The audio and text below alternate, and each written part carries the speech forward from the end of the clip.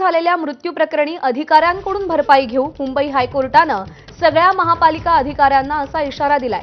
अलीकडच्या काळातील 5 खड्डे मृत्यू प्रकरणी हा इशारा देण्यात आलाय. भिवंडीमध्ये 3, कल्याण आणि पवईतल्या एकेका मृत्यूची हायकोर्टानं दखल घेतलेली आहे. 18 सप्टेंबरला नुकसान भरपाई संबंधी हायकोर्ट आदेश देणार आहे. भरपाई वसूल केल्याशिवाय तुम्हाला जाग येणार नाही अशा तीव्र शब्दात हायकोर्टानं ताशेरे ओढलेत.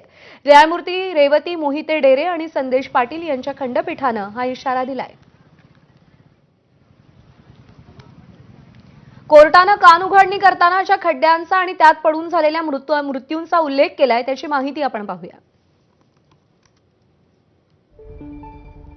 तर 22 ऑगस्टला भिवंडीमध्ये डॉक्टर मोहम्मद अन्सारींचा मृत्यू झाला. वंजारपट्टी नाका परिसरात खड्ड्यानं बळी घेतला.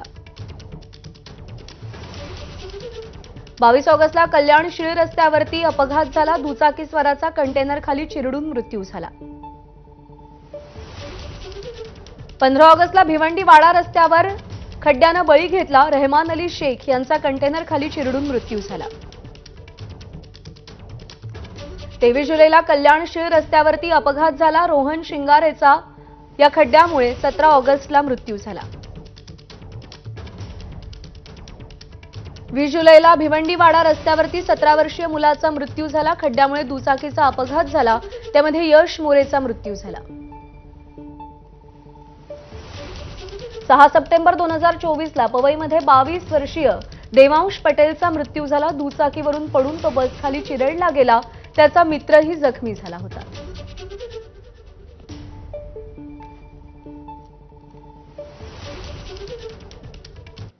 मुंबईतल्या घाटकोपरच्या एलबीएस रोडवर भरधाव आलेल्या कारचा भीषण अपघात झालाय. बॅरिकेडिंग तोडून कार फुटपाथ ओलांडून दुकानाच्या कठड्यावर जाऊन आदळलीय. या अपघातामध्ये 3 गंभीर जखमी झालेत. कार